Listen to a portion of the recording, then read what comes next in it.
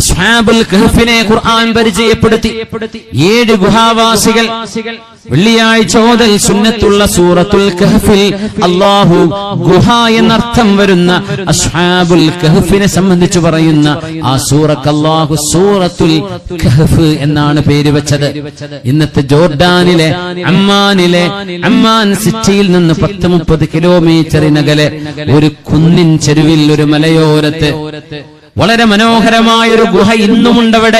7 ഗുഹാവാസികളെ അന്ത്യവിഷമം കൊള്ളുന്ന അവരുടെ ഖബറുകൾ, 7 ഖബറും അവരുടെ കൂടെയുണ്ടായിരുന്ന നായയുടെ എല്ലുകളും അടക്കം സൂക്ഷിക്കപ്പെട്ട ഒരു ഗുഹ. അതിന്റെ മീതെ അന്നുണ്ടാക്കിയ മസ്ജിദിന്റെ അടയാളമുണ്ട്.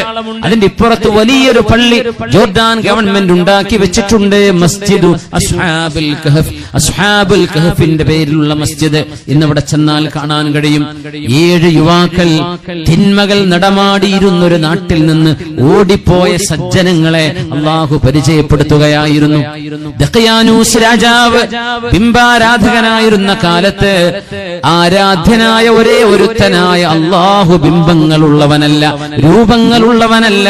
അള്ളാഹുവിനെ കണ്ണുകൾക്ക് കണ്ടെത്താൻ കഴിയില്ല, എന്നാൽ കണ്ണുകളെ നിയന്ത്രിക്കുന്നതവനാണ്. ലാ തുദ്രികുഹുൽ അബ്സാർ വഹുവ യുദ്രികുൽ അബ്സാർ വഹുവൽ ലതീഫുൽ ഖബീർ.